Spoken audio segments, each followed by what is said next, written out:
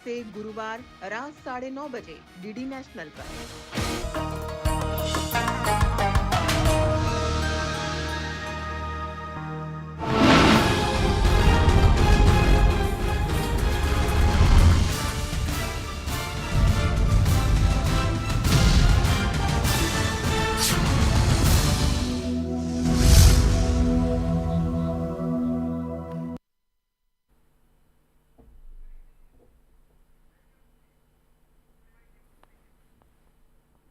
आदाब, मैं नीता सिंह हाजिर हूँ हिंदुस्तान की सोशियो कल्चरल, इकोनॉमिक और इन्वायरमेंटल इश्यूज़ पर खास प्रोग्राम लेकर। यह है इंडिया।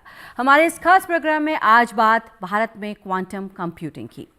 जीएसटी रेगुलराइजेशन यानी टैक्स सिस्टम को आसान और सस्ता बनाने की एक नई कोशिश है।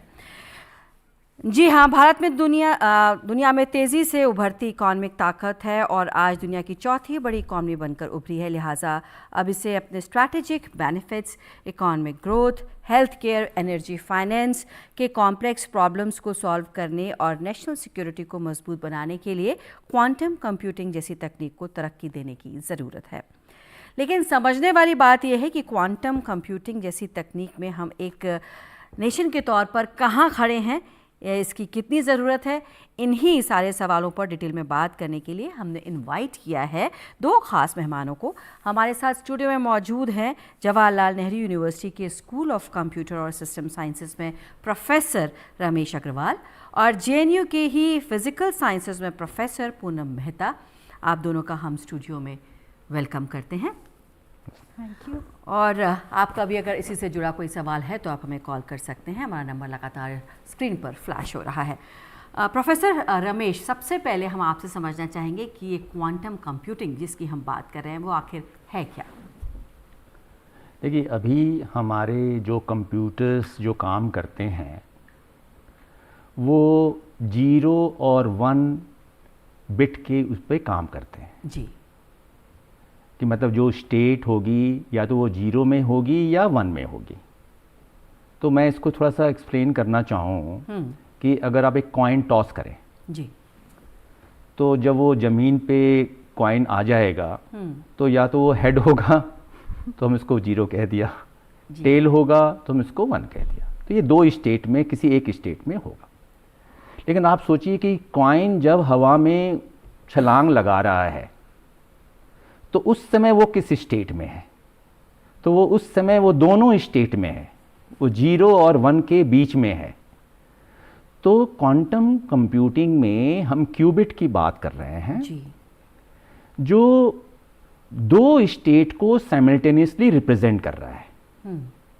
जबकि क्लासिकल कंप्यूटिंग में हम स्टेट को या तो 0 की से मेज़र करते हैं या 1 से मेज़र करते हैं। तो अब जो पहले वाले जो कंप्यूटर्स थे वो बड़े साइज़ के कार्य को करने में समय ज़्यादा लगाते थे जी। जब डाटा बहुत बड़ा है तो अगर उस पर क्लासिकल कंप्यूटिंग अगर काम करेगा तो उसमें समय ज़्यादा लगेगा जी। लेकिन क्वांटम कंप्यूटिंग इस क्यूबिट के कारण चूँकि वो एक स्टेट से ज़्यादा स्टेट को सुपरपोजिशन प्रिंसिपल को यूज़ करके रिप्रेजेंट कर सकता है जी। इस कारण से वो कई प्रॉब्लम को एक साथ सॉल्व करने की क्षमता रखता है जी। और इसमें एक 2-3 प्रिंसिपल्स हैं क्वांटम कंप्यूटिंग के। एक है सुपरपोजिशन प्रिंसिपल जी। दूसरा है इंटेंगलमेंट प्रिंसिपल, तीसरा है पैरेललिज्म फीचर। इन कारणों से क्वांटम कंप्यूटिंग बेस्ड जो मशीन है उसकी क्षमता क्लासिकल कंप्यूटिंग बेस्ड मशीन से ज़्यादा फास्ट करने की क्षमता होगी जी। तो इस दिशा में काफ़ी इंडस्ट्री में लोग लगे हुए हैं। उसमें IBM काफ़ी खासकर मैं कहूँगा जो स्टार्टिंग से इसमें लगा हुआ है और छोटे छोटे सिस्टम्स को बढ़ाते बढ़ाते आज वो 6000 क्यूबिट पे सिस्टम वो बना चुका है जी। और ये क्वांटम कंप्यूटिंग के बारे में हम ऐसा सोच रहे हैं कि बाय 2035 इसकी वैल्यू 1.3 ट्रिलियन होगी जी। तो आप इसी से अंदाज लगा सकते हो कि क्वांटम कंप्यूटिंग की क्या उम्मीदें हैं और किस तरह की इसकी एप्लीकेशंस होंगी। बिल्कुल, आपसे डिटेल में इसके बारे में बात करेंगे। प्रोफेसर पूनम, आपसे समझना चाहेंगे क्वांटम कंप्यूटिंग की जो हम बात कर रहे हैं ये किस पर बेस्ड है? क्वांटम मैकेनिक्स आखिर क्या है? क्वांटम मैकेनिक्स एक फंडामेंटल स्ट्रक्चर है जिस पे हम सब एटॉमिक पार्टिकल्स को समझते हैं प्राइमरीली, बट जैसे हम नॉर्मल इफ़ेक्ट्स की बात करते हैं वहाँ पे तो क्लासिकल फिज़िक्स लगता है। Classical physics means we can जो पार्टिकल्स या जो बॉडीज़ मूव कर रहे हैं much smaller than speed of light से, स्पीड ऑफ लाइट से बहुत कम वेलोसिटी पे जो चलते हैं, वहाँ क्लासिकल फिज़िक्स बिल्कुल सही है। लेकिन जब हम एक लिमिट अप्रोच करते हैं कि हम स्पीड को close to speed of light लेते हैं, then we have to and if we are talking about what's happening inside the atom and so on, then we have to use quantum mechanics. Ji. Now coming back to quantum computing and how quantum mechanics is relevant, quantum mechanics जैसा कि professor Agarwal ने अभी बताया कि it has this something called superposition principle जो कि classical physics में नहीं हो सकता है। क्लासिकल फिजिक्स में स्टेट या हेड है या टेल है, 0 या 1, स्पिन अप स्पिन डाउन, इस तरह के दो पॉसिबिलिटीज ही हैं। क्वांटम मैकेनिक्स ये बताता है, उसमें एक सुपरपोजिशन प्रिंसिपल है जो ये बताता है कि 0 और 1 का हम एक मिश्रण बना सकते हैं जो कि डिफरेंट पॉसिबल स्टेट्स देता है। तो मान लीजिए हम यहाँ पे हम दो चीज़ों की बात कर रहे हैं। दो चीज़ें मतलब इसको हम 2 लेवल सिस्टम बोलते हैं क्वांटम मैकेनिक्स में। 2 level, it's a finite dimensional quantum system. 2 level system में हमारे पास जो स्टेट्स को रखने की जो स्पेस ऑफ स्टेट्स है वो एक 2 डायमेंशनल स्फीयर है जी। तो सारी स्टेट्स को हम ऑपोजिट पॉइंट्स मतलब एंटीपोडल पॉइंट्स की तरह रिप्रेजेंट कर सकते हैं जी। और वो दो antipodal points can be any set. There are infinitely many possibilities on that sphere where you can put a point. So you have many such states और उन सारी स्टेट्स को हम उपयोग में लाके हम बहुत इंटरेस्टिंग इफेक्ट्स जनरेट करते हैं एंड देन उसको क्वांटम कंप्यूटिंग में एडवांटेज की तरह यूज़ करते हैं जी। नाउ ये जो सुपरपोजिशन प्रिंसिपल है, इसी से एक और चीज़ निकल के आती है। अगर हम सिंगल पार्टिकल पिक्चर की बात करते हैं, सिंगल पार्टिकल पिक्चर मतलब उसमें हम सुपरपोजिशन प्रिंसिपल हमें एक चीज़ बताता है कि डुअलिटी होता है। Particle can behave like a wave और अ पार्टिकल जी। वही अगर हम मल्टी पार्टिकल फिजिक्स में कॉन्टेक्स्ट में बात करते हैं, वही हमें लेके जाता है एंटेंगलमेंट की तरफ, जो कि और एक टर्म प्रोफेसर अग्रवाल ने इंट्रोड्यूस किया था। Entanglement actually originates from the superposition principle for many particle context. Now what is that entanglement? It only tells me that out of these many states that we have at our disposal, if I make a measurement with one of them, somehow that information has passed on to the other object non-locally and we can predict what the outcome should be. So this is something which is very remarkable and this can be utilized. One can ask the question, classical physics में तो ऐसा नहीं हो सकता है, तो quantum mechanics में क्या ऐसा special हो रहा है? तो ये कुछ violate नहीं करता है, but ये many body physics and quantum mechanics, the superposition principle itself leads to that. So this is something very special. Superposition principle, entanglement, that leads to our advantage in quantum computation. जी, तो जो समझ में आ रहा है कि classical जो physics है उससे अलग है ये क्वांटम फिज़िक्स, और इसमें सुपरपोजिशन और एंटेंगलमेंट होता है जिससे कि ज़्यादा स्पीड तेज़ हो जाती है, ज़्यादा स्पेशलाइज्ड हो जाता है, ये ज़्यादा स्पेशलाइज्ड हो जाता है, ज़्यादा पैरेललिज्म का पॉसिबिलिटी जनरेट करता है जी। कि हम जो एक प्रॉब्लम जैसे क्वांटम कंप्यूटिंग में एक प्रॉब्लम्स बोलते हैं, कुछ प्रॉब्लम्स हम क्लासिकल कंप्यूटिंग से सॉल्व ही नहीं कर सकते, जैसे कि factorization of numbers using prime number factorization. तो अगर हम प्राइम नंबर फैक्टराइजेशन क्लासिकल उसमें करने की कोशिश करेंगे, हम नहीं कर पाएंगे। और यही फैक्ट हमें अलाउ करता है क्रिप्टोग्राफी में, जिसमें कि हम एनकोड करते हैं इंफॉर्मेशन और हम उम्मीद करते हैं कि हैकर्स हमें अटैक नहीं कर सकते। अगर जी। हम कोई इंफॉर्मेशन बहुत बड़े नंबर, बहुत बड़े स्ट्रिंग ऑफ इंटीजर्स में कोड करते हैं, तो वो इंफॉर्मेशन को हैकर्स इजीली क्रैक नहीं कर सकते, simply because classical computing does not allow us to do so. जी, हाउएवर बिल्कुल। क्वांटम कंप्यूटिंग में ये प्रॉब्लम सॉल्वेबल है। इसका एक शोर एल्गोरिथम बोल के एक तोड़ है जो कि ये एक एग्जांपल है जहां classical computing has no solution to this problem. However quantum computing allows you to solve the problem. जी. Now this is an advantage, but it is also a demerit because this actually then breaks our security protocols. जी. हमारी जो security protocol है अगर classical computing पे based है तो हम large integer which are not factorizable उसमें हम डेटा एनकोड करते हैं, और उसको जब हम एनकोड करते हैं हम सोचते हैं कि वो हैकर्स अटैक नहीं कर सकते। अगर ये एडवांस हो गया so this will actually pose as a threat to our secure cyber security and so on. जी बिल्कुल, तो इसकी एप्लीकेशंस के बारे में भी हम बात करेंगे प्रोफेसर पूनम। पहले प्रोफेसर रमेश आपसे समझना चाहेंगे, अगर हम क्लासिकल कंप्यूटर से इसको कंपेयर करें तो क्या डिफरेंस है? देखिए डिफरेंस ये है कि मैं कुछ एग्जाम्पल से समझाऊं जी, तो उससे आपको डिफरेंस ज़्यादा अच्छी तरह से समझ में आएगा। कि मान लीजिए मेरे पास बहुत सारे नंबर्स हैं और वो सॉर्टेड नहीं है जी, और मुझे कोई एक नंबर उसमें ढूंढना है।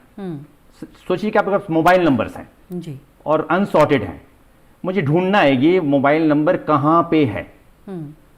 तो अभी क्लासिकल कंप्यूटिंग से मुझे ढूंढने में जितना उसमें नंबर्स हैं शायद वर्स्ट केस में उतना कंपैरिजन करना पड़ेगा। जी, अगर मेरे पास 50,000 नंबर हैं तो मुझे 50,000 कंपैरिजन करना पड़ेगा, जी, टाइम ज़्यादा लगेगा। और लाख हैं तो लाख कंपैरिजन करना पड़ेगा क्लासिकल कंप्यूटिंग से। लेकिन क्वांटम कंप्यूटिंग से ये सर्चिंग बहुत फास्ट हो रही है। जी, हम कह रहे हैं कि अगर पहले 10,000 कंप्यूटेशन लग रही थी अब वो स्क्वायर रूट ऑफ 10,000 लगेगा, मतलब 100 कंप्यूटेशन में हम इसको सॉल्व कर पाएंगे। तो आप देखिए सर्च बड़ा आसान हो गया। जी, तो क्वांटम कंप्यूटिंग जो काफ़ी प्रॉब्लम्स जिसको सॉल्व करने में समय ज़्यादा लग रहा था, अब वो काम क्वांटम कंप्यूटिंग से हम फास्ट कर सकते हैं। जी, ठीक है। और कई प्रॉब्लम्स जो पहले क्लासिकल कंप्यूटिंग करने में क्षमता नहीं रखता था वो काम शायद हम क्वांटम कंप्यूटिंग बेस्ड सिस्टम से कर पाएंगे। और उसका रीज़न ये है कि क्वांटम कंप्यूटिंग में जो ये फीचर्स है सुपरपोजिशन प्रिंसिपल, इंटेंगलमेंट प्रिंसिपल, और ये तीसरी चीज़ है पैरेललिज्म, क्वांटम पैरेललिज्म। इस कारण से इसकी क्षमता बहुत ज़्यादा हो जाती है और जो काम पहले क्लासिकल कंप्यूटिंग नहीं कर सकता है वो अब क्वांटम कंप्यूटिंग बेस्ड मशीन से हो पाएगा, और जिसमें समय ज़्यादा लगता था वो अब समय कम लग पाएगा। ये एडवांटेज क्वांटम कंप्यूटिंग का रहेगा।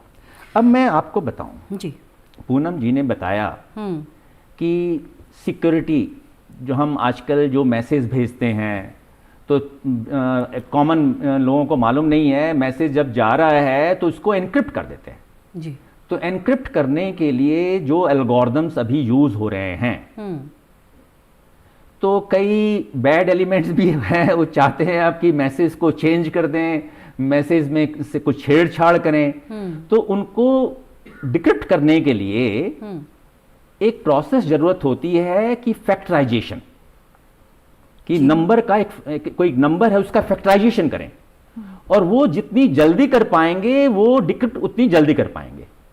तो अभी क्लासिकल कंप्यूटिंग से फैक्टराइजेशन जल्दी करना आसान नहीं है, लेकिन क्वांटम कंप्यूटिंग से ये दिखा दिया गया है कि वो फैक्टराइजेशन हम बहुत फास्ट कर सकते हैं। जी, तो अभी भी इस दौर चल रहा है कि और हम अच्छी क्वांटम कंप्यूटिंग बेस्ड मशीन बनाएं।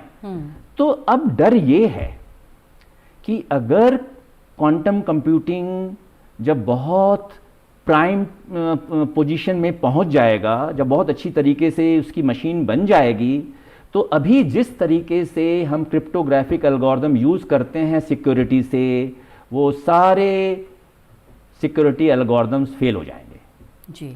तो अब इस दिशा में क्वांटम कंप्यूटिंग बेस अब सिक्योरिटी एल्गोरिदम्स भी डेवलप होने शुरू हो गए हैं, जो पहले की अपेक्षा ज़्यादा सिक्योर हैं। तो ये एडवांटेज आपका क्वांटम कंप्यूटिंग का क्लासिकल कंप्यूटिंग की अपेक्षा होगा। जी, तो प्रोफेसर रमेश, ये माना जाए कि सिक्योरिटी और भी स्ट्रांग हो जाएगी। जी जी, दूसरी एप्लीकेशंस और कौन सी हैं वो आपसे समझना चाहेंगे प्रोफेसर पूनम? दूसरी applications, okay, rather than going into application, I would say something interesting about this quantum computing. जी।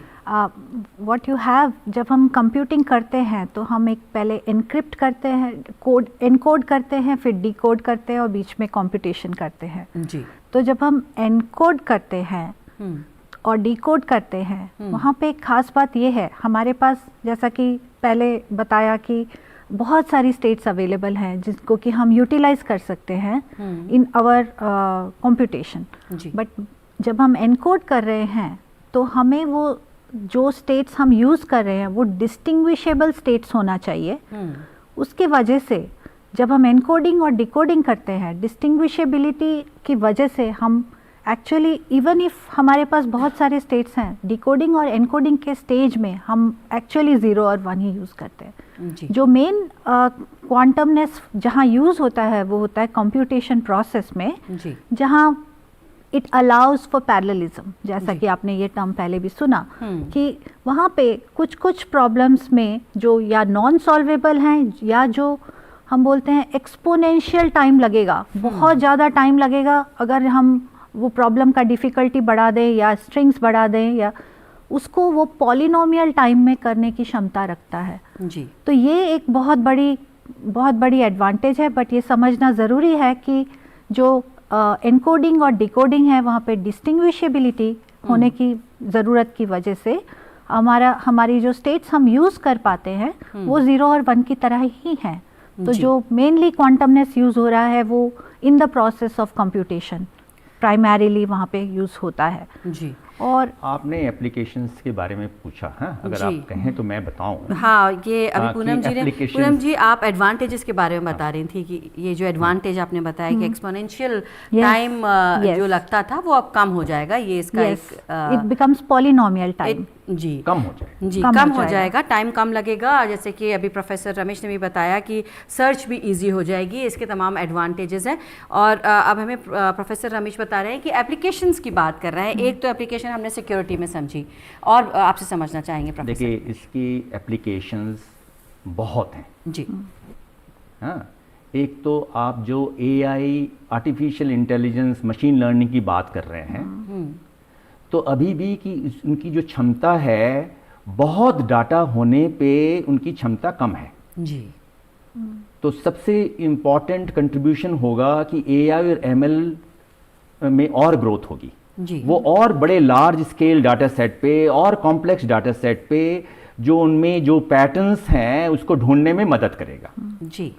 दूसरी जो इसकी एप्लीकेशन है वो ड्रग डिस्कवरी एंड डेवलपमेंट में है। उससे ड्रग डिस्कवरी और डेवलपमेंट और आसान हो जाएगा। तीसरी इसकी जो एप्लीकेशन जो मैं समझ रहा हूं कि डिसीज रिस्क प्रेडिक्शन करना है कि इस डिसीज कितना रिस्क है, ये पेशेंट कैंसर से सफ़र कर रहा है और इस स्टेज में है, वो कितने और समय अभी जीवित रहेगा। मतलब इस तरह के कई तरह के प्रॉब्लम्स हैं।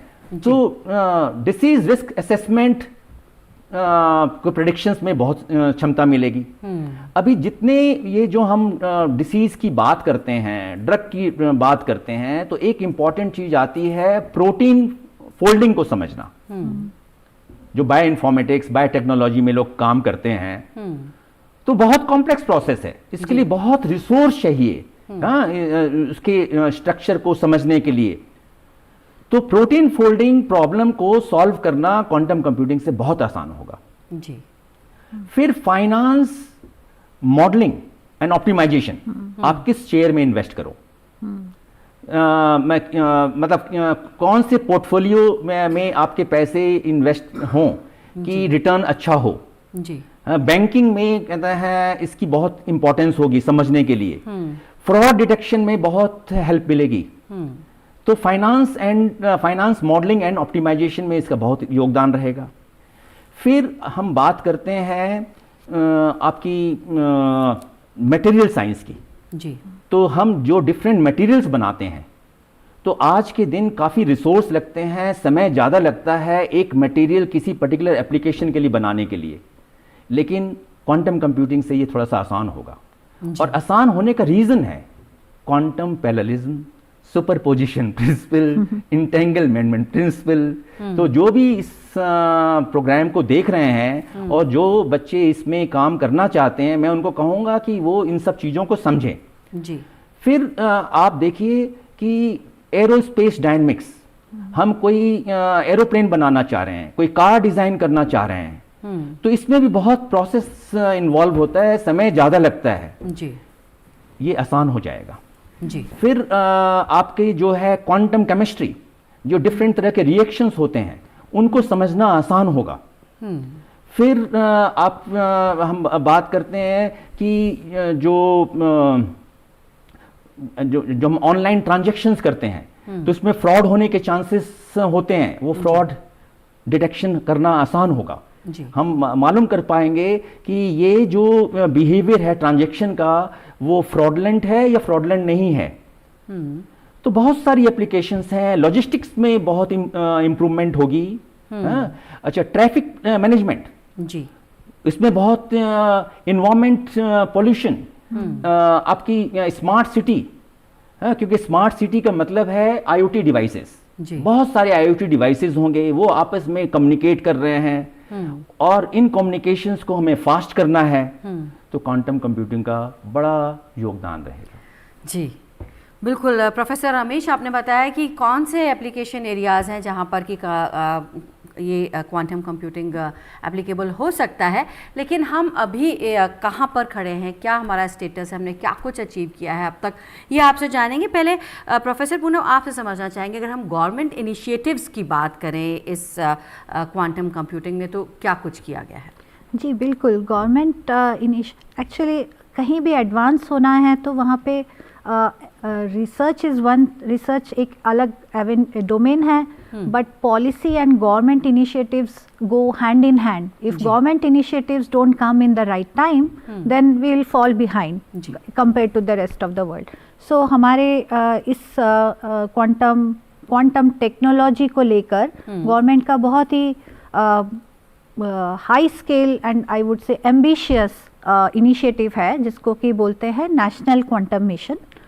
नेशनल क्वांटम मिशन कुछ साल पहले लॉन्च किया गया और वहाँ पर एसेंशियली 4 वर्टिकल्स बनाए गए जो कि क्वांटम टेक्नोलॉजी पे आधारित हैं। एक है क्वांटम कम्युनिकेशन, एक है क्वांटम सेंसिंग एंड मेट्रोलॉजी, एक है क्वांटम कंप्यूटेशन जो कि आज का हमारा विषय है, और एक और है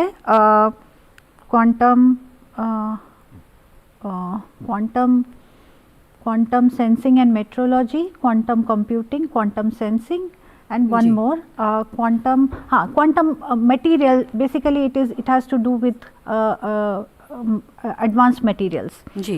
So उससे related जो material development essentially quantum material and development, device development, yeah. So ये 4 domains में government ने क्या किया कि initiative में प्रपोजल्स मंगाए, और ना ही सिर्फ एकेडमिक इंस्टीट्यूशंस के साथ टाई अप हुआ है, यहाँ पर इंडस्ट्री को भी इन्वॉल्व किया गया है, क्योंकि हम कुछ अगर रिसर्च करते हैं जो स्केलेबल है या टेक्नोलॉजी डेवलपमेंट में हेल्प करता है, तो इंडस्ट्री का इन्वॉल्वमेंट बहुत ज़रूरी है।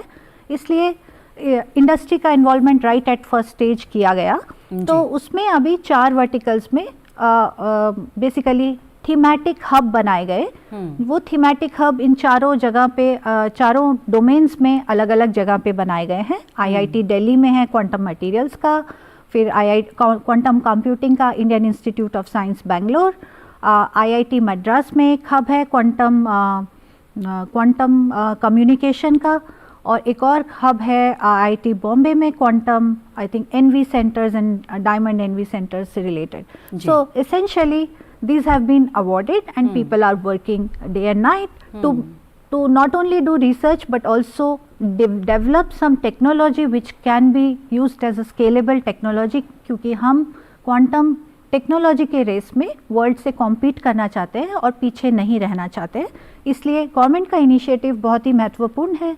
और ये इनिशिएटिव एसेंशियली यहाँ पर जो जोर है वो ये है कि जब हम क्वांटम कंप्यूटिंग की बात करते हैं तो जैसा कि आपने सुना क्यूबिट बहुत इम्पॉर्टेंट है. नाउ क्यूबिट जो है, क्यूबिट हम किस मटेरियल से बना सकते हैं वो यहाँ पे आता है. जैसे सुपर कंडक्टिंग मटेरियल से बनता है, एक होता है super conducting qubit, neutral atom से बना सकते हैं, कोल्ड एटॉमिक गैस से बना सकते हैं, और फोटॉन्स को भी क्यूबिट के तरह यूज़ कर सकते हैं. So there are photonic qubits which are different from this stable these solid state qubits, which are these superconducting qubits, and these are all in the game, and all these places are actually doing development in all these fronts, and hopefully इसका कुछ अच्छा हमें फल मिलेगा. बिल्कुल बिल्कुल मिलेगा. और इंडिया 7th कंट्री है जिसका अपना डेडिकेटेड क्वांटम मिशन है. US, Austria, Finland, France, Canada और चाइना के बाद 7th कंट्री है इंडिया जिसका कि डेडिकेटेड क्वांटम मिशन है. अब आपसे समझना चाहेंगे प्रोफेसर रमेश, आप की स्टेटस क्या है फ़िलहाल, जो कोशिशें की जा रही हैं, गवर्नमेंट ने जो इनिशिएटिव्स लिए हैं, हम कहाँ पर हैं? देखिए, अभी तो हम बहुत स्टार्टिंग स्टेज में हैं. क्योंकि मेरे ख्याल से इस विषय में पहल हमारी तरफ से शायद देर से हुई है. शुरू में प्राइवेट प्लेयर्स ज़्यादा इन्वॉल्व थे. IBM, गूगल और ऐसी बहुत कंपनीज हैं, तो उन्होंने बहुत अच्छा परिणाम दिया है. जो अभी जो सबसे पावरफुल कंप्यूटिंग मशीन है वो अराउंड 6000 क्यूबिट बेस्ड मशीन है ना.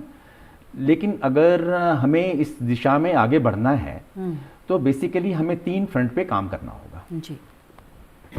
पहला है हार्डवेयर, क्योंकि क्वांटम कंप्यूटिंग मशीन बनाने के लिए हार्डवेयर, जिस पे पूनम जी ने प्रकाश डाला कि वो कैसे क्यूबिट बेस्ड मशीन बनेगी, है ना, डिफरेंट टेक्नोलॉजीज हैं. दूसरा है कि ये क्वांटम मशीन 50,000, 60,000, लाख रुपए की नहीं होगी. इसमें ना इन्वेस्टमेंट काफ़ी ज़्यादा होगा. तो ये आम लोगों के लिए पॉसिबल नहीं है कि वो इस मशीन को खरीद पाएंगे. तो एक जो नई टेक्नोलॉजी हम बात करते हैं क्लाउड कंप्यूटिंग.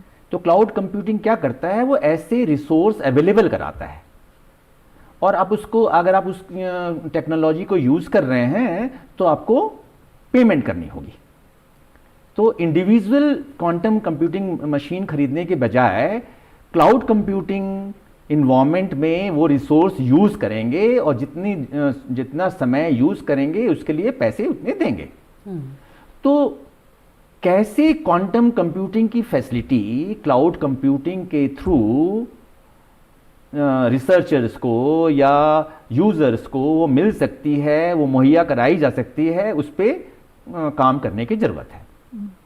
तीसरी ज़रूरत है कि एक तो हो गया हार्डवेयर, दूसरे हो गया कि वो हार्डवेयर कैसे एक्सेस करें. तीसरी बात आती है हर काम को करने के लिए, चाहे मशीन लर्निंग की बात करें, ड्रग डिस्कवरी की बात करें, फाइनेंस मॉडलिंग की बात करें, मटेरियल साइंस की बात करें, तो इनके लिए प्रोसेसेस अलग अलग होते हैं.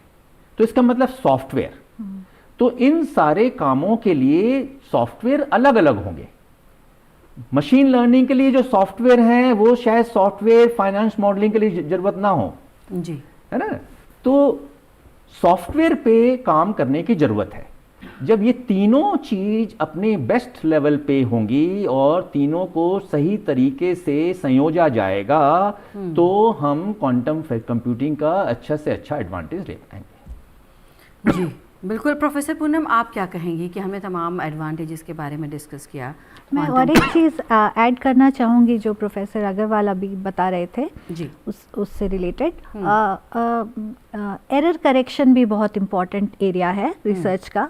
तो अभी तक जो एरर्स की बात करते हैं, algorithm development and errors both are very very important, they go hand in hand. तो अभी तक के जो एरर्स वाले कोड्स हैं वो क्लासिकल एरर करेक्शन पे आधारित मोस्टली है।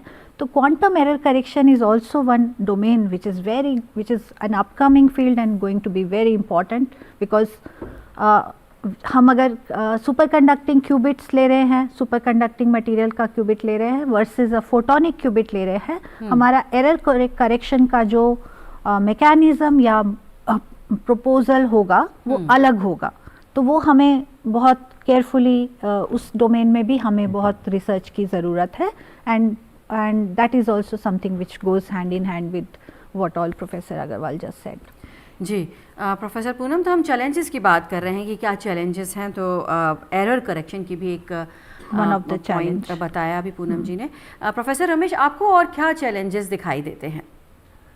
देखिए, चैलेंजेस अगर इंडिया के पर्सपेक्टिव से तो मैं ये कहूँगा कि फंडिंग जी, और फिर फंडिंग के अलावा इंफ्रास्ट्रक्चर, क्योंकि इंफ्रास्ट्रक्चर होगा तभी रिसर्चर्स देखिए कोई भी चीज़ बनती है तो रिसर्च इनपुट बहुत इम्पॉर्टेंट है जी। तो अभी हम बहुत पीछे हैं।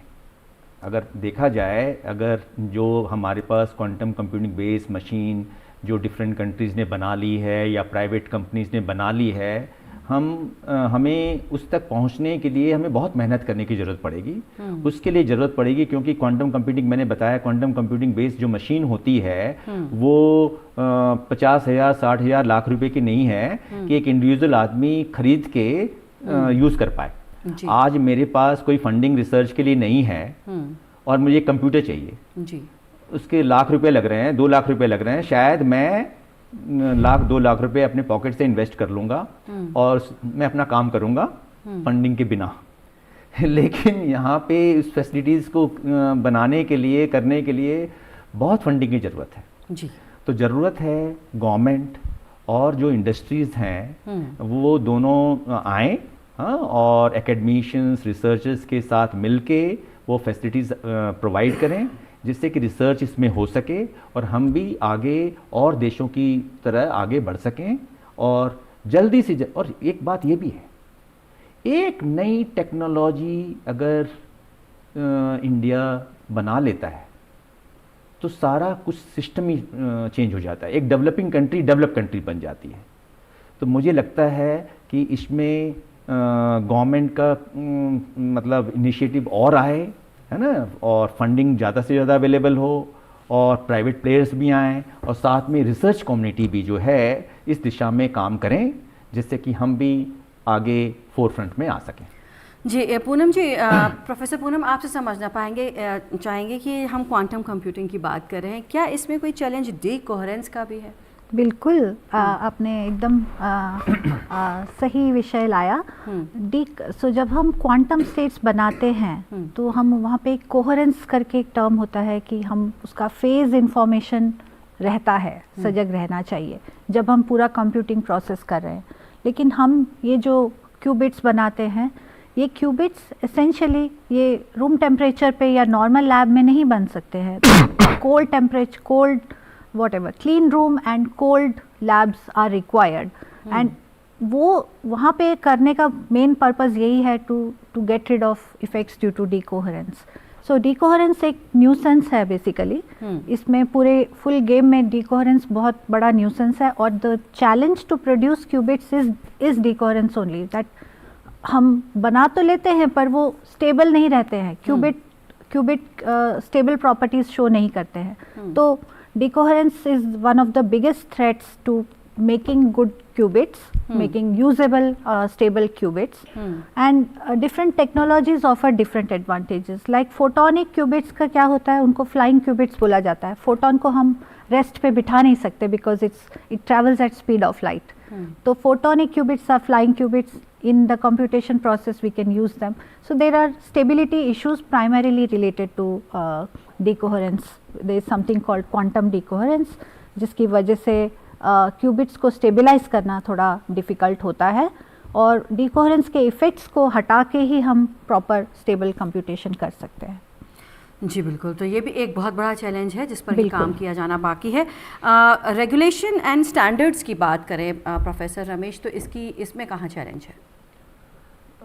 देखिए, अभी चूंकि हम बड़े इनिशियल स्टेज में हैं, तो अभी रेगुलेशंस वगैरह तो मेरे ख्याल से भाई कोई भी टेक्नोलॉजी है उसके एडवांटेज और डिसएडवांटेज तो होते ही हैं जी. तो जब इसकी इतनी क्षमता होगी किसी काम को, मैंने एक बताया जैसे क्रिप्टोग्राफिक एल्गोरिथम, तो अभी जो क्लासिकल सिस्टम जिस तरीके से मैसेज को इनकोड करता है, तो अगर क्वांटम कंप्यूटिंग बेस्ड मशीन अच्छी बन गई तो उसको तोड़ना बड़ा आसान है. मतलब कोई सेकंड पर्सन मालूम कर सकता है कि कौन सी टेक्निक लगी है एनक्रिप्शन के लिए, तो वो डिक्रिप्शन आराम से कर लेगा.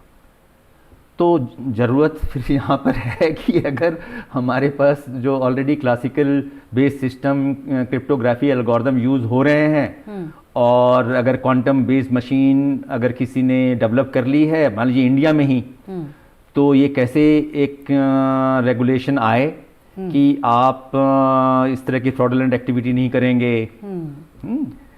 क्योंकि क्वांटम कंप्यूटिंग सक्सेस होने के कारण ही पूरा जो सिक्योरिटी सिस्टम है, जो ट्रांजैक्शन का जो हम अभी तक कर रहे हैं, सारा कुछ ही चेंज हो जाएगा. तो कहने का मतलब है कि जो आज हम मशीन यूज़ कर रहे हैं, आज हम जीमेल में हम कोई मैसेज भेजते हैं, उसके पहले लॉगिन पासवर्ड अपना लिखते हैं जी.